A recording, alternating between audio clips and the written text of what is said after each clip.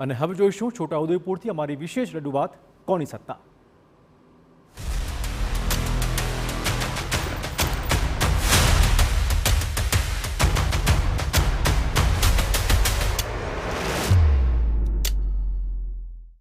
ગાંધીનગરથી 230 કિલોમીટર દૂર આવેલો છે આ ડુંગરાળ જિલ્લો, જ્યાં આદિવાસી જનસંખ્યા સૌથી વધુ છે।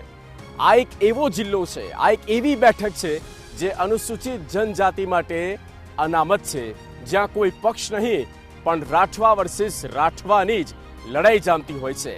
નમસ્કાર, ટીવી9 વિશેષ રજૂઆત કોની સત્તામાં છોટાઉદેપુર લોકસભા બેઠક પરથી હું જગદીશ આપનું સ્વાગત કરું છું। છોટાઉદેપુર લોકસભા બેઠક, જ્યાં બંને પક્ષે રાઠવા સમાજના ઉમેદવાર મેદાને છે। ભાજપના ઉમેદવાર તરીકે જશુભાઈ રાઠવા છે, તો કોંગ્રેસના ઉમેદવાર તરીકે સુખરામભાઈ રાઠવા। આ રાઠવા વર્સિસ રાઠવાની રાજકીય લડાઈમાં કોણ બાજી મારશે તેના ઇતિહાસની વાત કરવામાં આવે તો રાજકીય ઇતિહાસ રહ્યો છે છેલ્લા 3 ટર્મથી ભાજપનો અહીંયા દબદબો છે।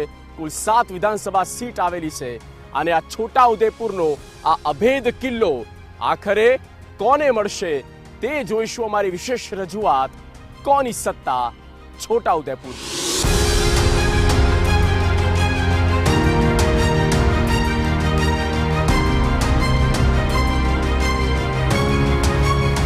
નમસ્કાર, ટીવી9 વિશેષ રજૂઆત કોની સત્તામાં આજે છોટાઉદેપુરમાં છીએ અને છોટાઉદેપુરની જનતાનો મત જાણીશું આ લોકસભામાં તેઓ શું ઈચ્છી રહ્યા છે।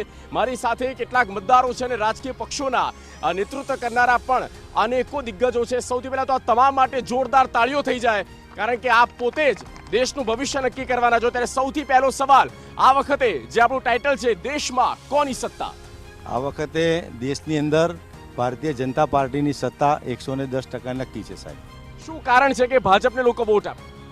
કારણ દરેક મુદ્દા ઉપર ભારતીય જનતા પાર્ટી, જેવા કે રામ મંદિરનો પ્રશ્ન કેટલા સમયથી ગૂંચવાયેલો હતો, એ પ્રશ્નને સોલ્વ કરી અને મંદિરનું ભવ્ય રીતે ઉદ્ઘાટન કરવામાં આવ્યું। એવી જ રીતે ઘણા એવા પ્રશ્નો છે જે કાશ્મીરનો મુદ્દો પણ ઘણા ટાઈમથી રહી ગયો, તો એ મુદ્દાને પણ 370ની કલમ લગાવી અને ત્યાંના લોકોને ફ્રીડમ આપવામાં આવી। એ બધા મુદ્દાઓ લઈ અને ભારતીય જનતા પાર્ટી આજે જઈ રહી છે। છેલ્લા 3 ટર્મથી અહીંયા ભાજપ છે, અહીંયાના આદિવાસી લોકો માટે છેલ્લા 3 ટર્મથી આદિવાસી લોકો માટે શું કર્યું ભાજપે? અહીંયાના 3 ટર્મથી ભાજપના સાંસદ છે, 32 વર્ષથી ભાજપની સરકાર છે, કેન્દ્રમાં ભાજપની સરકાર છે। અહીંયા તો કોઈ સ્થાનિક તમે વિકાસ જોવા જો ત્યારે સાંસદે ખાલી અહીંયાથી 15 કિલોમીટરના બદલે 30 કિલોમીટરનું ડાયવર્ઝન, જે કોઈને ઇમરજન્સી સેવા આપી હોય 108ની જેવી, તો ત્યારે એનું રસ્તાની અંદર મૃત્યુ થઈ જાય એવો વિકાસ અહીંયાથી ડાયવર્ઝન કર્યું છે। આ સામાન્ય તમે વાત કરો તો કોઈ બ્રિજ હોય નાના, વિજય રૂપાણી જ્યારે મુખ્યમંત્રી હતા ત્યારે 50 કરોડની અંદર બોડેલીનો રેલવે ફાટકનો બ્રિજ બનાવીશું, આ સુધી બન્યો। એ મારો ભાજપના મિત્રોને પ્રશ્ન છે કે એ બ્રિજ ક્યારે બનવાનો છે? સિયોદનું ખાલી સિયોદના ખાલી આ ડાયવર્ઝન બનાવતા એમને 8 મહિનાથી 1 વર્ષ લાગતું હોય ડ્રાઈવર, ત્યારે આ બ્રિજો ક્યારે બનશે? વિકાસ તો એમનો અત્યારે અહીંયા ઝીરો છે। નોકરીની વાત કરી, આ ભાઈએ કીધું કે નોકરી અહીંયા નથી, આપ શું કહેશો? યંગસ્ટર છો, શું કહેશો? સાહેબ, ફૂલ નોકરી છે, પણ જેને જૂઠું બોલવું છે એ જૂઠું જ બોલશે। બાકી અહીંયા મોટો હિસ્સો છે માઇગ્રેટ થઈ રહ્યા છે, બીજે જઈ રહ્યા છે, અમદાવાદ જેવા શહેરમાં, આ બાજુ વડોદરા। બિલકુલ સદંતર ખોટી વાત છે। અહીંના લોકો અહીંયા રહે છે, અહીંયા નોકરી કરે છે અને અત્યારે તમે જોજો આઈએસ લેવલે પણ અહીંયા રાઠવા સમુદાય પહોંચ્યો છે, મામલતદાર છે, કોલેજ યુનિવર્સિટી આવી ગઈ છે। શિક્ષણની વાત કરે તો અહીંના આઈએસ ઓફિસર જ્યારે શિક્ષણના કાર્યક્રમમાં આવ્યા હતા ત્યારે આ છોટાઉદેપુર જિલ્લાનું શિક્ષણ સાવ કથળેલી હાલતમાં છે અને એમના શબ્દો એવા હતા કે સડેલું શિક્ષણ આપી રહ્યા છો આદિવાસીઓને। જો આવું જ શિક્ષણ આપવાના હોય તો આદિવાસીઓનો કેવી રીતના વિકાસ કરવાના છો? અને સાહેબ જેની વાત કરે છે, આજે પણ અમારા રાઠવા સમુદાયના 60 જેટલા ઉમેદવારોને નોકરીના ઓર્ડર નથી આપ્યા। અને જો આ મિત્રો કહેતા હોય અઠવાડિયામાં નોકરીના ઓર્ડર અપાવી દે, આ ગામડાની અંદર જે સ્કૂલો છે એ સ્કૂલોની અંદર મારા ગામની કોલેજ બની ગઈ છે, મેડિકલ બની નથી કોઈ। આ તો કઈ જગ્યાએ આયુર્વેદિક કોલેજ બની છે? જો મારી સાંભળો, આજે આયુર્વેદિક કોલેજ આજે આટલા વર્ષોથી આ ભાજપનું શાસન ચાલે છે। આ ભાજપના શાસનની અંદર એમ કે ભાઈ આ વસ્તુની અંદર આ કોલેજ બની, આમ આપેલું એ બનાવવાની જીઆઈડીસી બનાવવાની હતી। જીઆઈડીસી ની વર્ષોથી માંગ છે કે નથી? જીઆઈડીસી વર્ષો જૂની માંગ છે કે નથી? જીઆઈડીસી કેમ નથી? જીઆઈડીસી ના 3 વર્ષ ત્રણ વખત ત્રણ ટર્મથી તમારા છે સાંસદ. 120 કરોડ રૂપિયાનું ટેન્ડર કરવામાં આવેલું છે. હજી ટેન્ડર કરવામાં આવ્યું છે. એની જે પ્રક્રિયા મંજૂર થઈ ગઈ, જમીન ત્રણ ટર્મ થયા, ત્રણ ટર્મ. સરકાર એમને કશું માહિતી નહીં એ બાબતની. એ બાબત તમે આજે એટલું બધું સિંચાઈનું કામ કરો. સિંચાઈ વિભાગે પણ 240 કરોડ રૂપિયા સુખી ડેમનું નવીન એમ કહો જીઆઈડીસી ત્રણ ટર્મથી તમારા સાંસદ. જીઆઈડીસી માટે જગ્યા પણ ફાળવી દેવામાં જગ્યા જ ફાળવી છે. બધું જ રેગ્યુલર, બધું જ તમામ. મારો તમને મેં એવું કરું સાહેબ, શિક્ષણની વાત કરે છો 268 જે પ્રાથમિક શાળા છે એના અંદર એક શિક્ષકથી ચાલે છે. 48 શાળાઓ છે જ્યાં શિક્ષક વગર શાળાઓ ચાલે છે. તો આ કેવી રીતે તમે શિક્ષણ વાત, અને તમે એવું કહો કે રાઠવા વર્સિસ રાઠવા, અમારો રાઠવા સમાજ અહીંયા મોટામાં મોટો છે. રાઠવા બંને ઉમેદવાર છે. આખો રાઠવા સમાજ ભાજપની વિરુદ્ધ છે. તમારા રાઠવા બંધુ તો ભાજપમાં જતા રહ્યા. એક પણ મિત્ર અહીં તમારા રાઠવા બંધુ ભાજપમાં જતા રહ્યા. ડિબેટની અંદર કોઈ આવા જાહેરની અંદર કોઈ મને એમ કહો દેશની જ્યારે વાત કરી રહ્યા છે, દેશની વાત કરી રહ્યા છે, કલમ 370 દૂર થઈ, આ કામ સારું થયું કે ના થયું? સારું થયું, ખૂબ જ સારું. 370 ની કલમ હટી ગઈ, વિશેષ દરજ્જો હટી ગયો છે. એમાં મને પ્લોટ આપવાના છે, અદાણીને અંબાણીને પ્લોટ આપવાના છે. બીજાને પણ બોલવાનો મોકો આપો. અદાણીને અંબાણી સાહેબને જે 300 સીટર હતી એ ત્યાંનો પ્રશ્ન છે. અહીંના પ્રશ્નનું સોલ્યુશન અહીંયા મુદ્દો નહીં ચાલે. ના, અહીંયા કોઈ મુદ્દો નહીં, એનાથી અહીંયા કોઈ ફેર પડે નહીં. 370 થી કોઈ ફેર. રામ ભગવાન તો અહીંયા વર્ષોથી તો કઈ રામ ભગવાન હમણાં મોદી લાયા છે. નહીં, પણ એ કહે છે ને, એ કહે નહીં, કહે છે કે એનાથી વિકાસ થશે, ઔદ્યોગિક આધ્યાત્મિક વિકાસ થશે. વિકાસ રામ ભગવાનનું મંદિર બનાવ્યું એના માટે અમે આભાર માનીએ. તમે જોડાયા કેમ નહોતા? આમાં જોડાયા અમારા દિલમાં છે, ત્યાં જવાની જરૂર નહીં, કોઈને બતાવવાની જરૂર નહીં. રામ ભગવાન, મેં તો પોલિટિકલ કહી દીધું. રામ ભગવાન તો અમારી જોડે છે. એ ભાજપ જેવું નાટક કરે છે એવું અમારા જોડે બિલકુલ નહીં. અમે તો રામ ભગવાનને માનીએ છીએ. આ તો મુદ્દો બનાવ્યો છે રામ ભગવાનના નામે વોટ માંગવાની આમની સિસ્ટમ છે. અમને કોઈ મત આલે એવું નથી, એટલે મુદ્દો બનાવી દીધો છે રામના નામે. આજે ભાજપે ભવ્ય રામ મંદિર નું નિર્માણ કર્યું છે. કે છે આ મુદ્દો એ મુદ્દો અહીંયા નહીં ચાલે એવું કેવું છે? અરે સાહેબ, આ મુદ્દો આખા દેશમાં, આ ગામડામાં, હરેક ગામડાની અંદર ગામડે દીવા કરી અને રામ ભગવાનને આવકાર્યા હતા. જે લોકો બૂમો પાડે છે એ લોકો મા કાર્ડ નો લાભ લે છે. જે લોકો બૂમો પાડે છે એ લોકો પોતાના ખાતાની અંદર 2000 નો ખેડૂતનો લાભ લે છે. ટાર્ગેટ શું છે? 26 માંથી કેટલી બેઠકો? 26 માંથી આગળ આવો. 26 માંથી 27 બેઠકો. હા બોલો. ભાજપના મિત્રો માનસિકતા ગુમાવી બેઠા છે. સીટો 26 છે અને 27 કેવી રીતે આવવાની છે? એટલે તે સવાલ અમારો છે. એટલે એમની માનસિકતા ગુમાવી બેઠા છે આ લોકો. ચલો, એ આપણે જનતા પર છોડી દઈએ કે જનતા કોને કેટલા આશીર્વાદ આપે છે.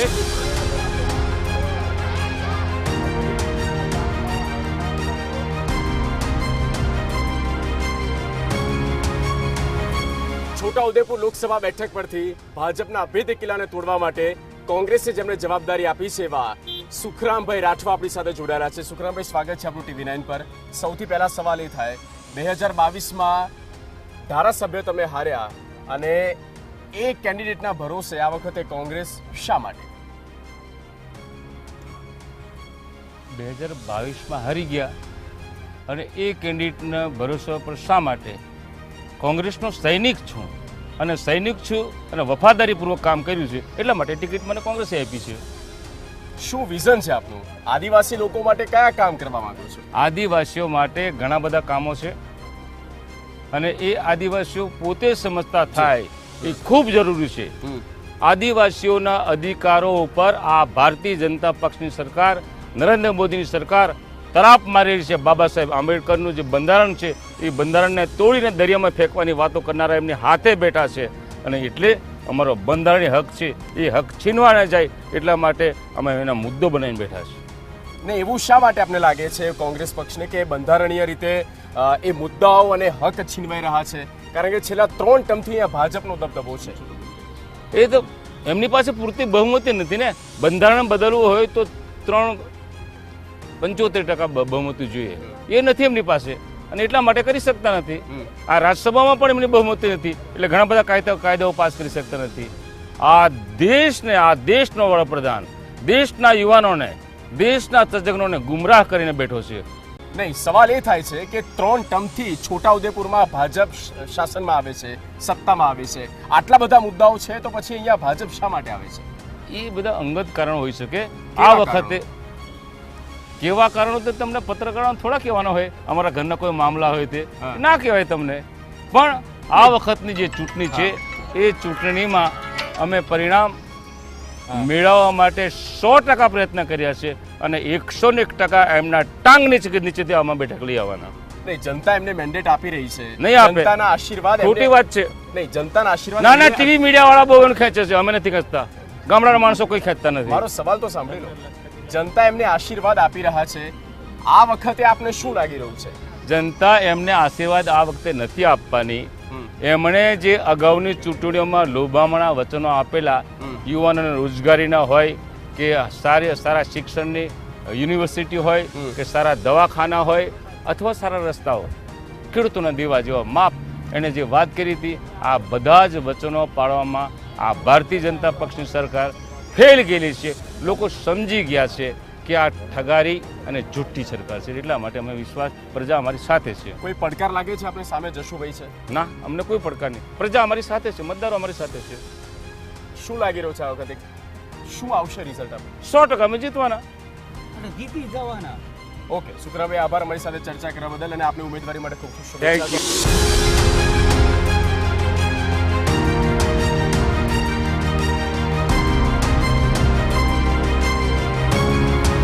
છોટાઉદેપુર લોકસભા બેઠકમાં છેલ્લા 3 ટર્મથી ભાજપનું અહીંયા શાસન છે અને આ જ સત્તાને કાબીજ કરવા માટે, સત્તાને આગળ ધપાવવા માટે ભાજપે જેમને જવાબદારી સોંપી છે તેવા જશુભાઈ રાઠવા મારી સાથે. જશુભાઈ, સ્વાગત છે આપણું TV9 પર. સૌથી પહેલા સવાલ એ થઈ રહ્યો છે કે લોકસભા પ્રથમ વખત તમે લડી રહ્યા છો. જશુભાઈ રાઠવાની છોટાઉદેપુર બેઠક પરથી પસંદગી શા માટે? એ તો પાર્ટીનો વિષય છે. કદાચ મારામાં કાર્યકર્તા તરીકેની કામ કરવાની કુશળતા હશે એટલે મારી પસંદગી કરી એવું હું માનું છું. જી, એક મહિલા સાંસદ હતા 2019માં અને સારી લીડથી તેઓ જીત્યા હતા. એમનું નામ કટ કરવામાં આવ્યું છે, સાંસદને રિપીટ કરવામાં નથી આવ્યા, મેન્ડેટ આપવામાં નથી આવ્યું. એની પાછળનું ગણિત આપને શું લાગે છે પાર્ટી? હું તો ભારતીય જનતા પાર્ટીનો કાર્યકર્તા છું. પાર્ટીએ મને જે આદેશ આપ્યો છે એ પ્રમાણે કામ કરું છું. આમ તો રાઠવા વર્સિસ રાઠવાની આ જંગ છે, આ પહેલાં પણ આવું થયું છે અને કોંગ્રેસને પણ એટલો જ શાસન કરવાનો અહીંયા મોકો મળ્યો છે અને છેલ્લા 4 ટર્મથી આપનું શાસન છે, એટલે કે ભાજપનું શાસન છે. પડકાર માનો છો આપ? પડકાર જેવું તો ચૂંટણી હોય એટલે હોઈ શકે, પણ અમે સૌ કાર્યકર્તાઓના સહયોગથી આ ચૂંટણીને જંગુ બહુમતીથી જીતીશું. આદિવાસી માટે જશુભાઈને જો અહીંયા આશીર્વાદ મળે છે તો તેઓ શું કરવા માંગે છે? કયા મુદ્દા છે? આપનું વિઝન શું છે? આમ તો નરેન્દ્રભાઈએ આદિવાસીઓના વિકાસ માટે કશું જ બાકી રાખ્યું નથી. સર્વાંગી વિકાસ કરવામાં આદરણીય નરેન્દ્રભાઈએ કોઈ કચાશ રાખી નથી. પરંતુ કોઈ નાના મોટા કામ હોય તો એના માટે અમે એ પ્રયત્નો કરીશું. આખો ડુંગરાળ જિલ્લો છે, આદિવાસી પટ્ટો છે, આપને લાગે છે કે માઇગ્રેશન અહીંયાથી ખાસું થઈ રહ્યું છે? કુલ મળીને વાત કરીએ તો આદિવાસી વિસ્તાર છે, ડુંગરાળ પટ્ટો છે, થોડી સિંચાઈની સગવડ નર્મદા કેનાલથી ઉપરના વિસ્તારમાં ઓછી છે. એના માટે અમે સરકારશ્રીમાં નર્મદા કેનાલનું પાણી લિફ્ટિંગ કરીને પૂર્વ વિસ્તારમાં આપે એવા અમારા પ્રયત્નો રહેશે અને કેટલાક આ નદીઓની અંદર નાના નાના ચેકડેમ બનાવીને એ નદીઓને જીવંત કરવા માટેના અમારા પ્રયત્નો રહેશે. સાથે સાથે બોર મોટર આપીને પણ આ વિસ્તારને સિંચાઈની સગવડ મળે એના માટેના અમારા પ્રયત્નો રહેશે. તો આ કામ બાકી રહી ગયા છે? ના, અત્યારે તો બોર મોટર ચાલી જ રહી છે, પણ જે કોઈ બાકી નાના મોટા કામ હશે એની વાત. જશુભાઈ, આપની ઉમેદવારી માટે આપણે ખૂબ ખૂબ શુભેચ્છા.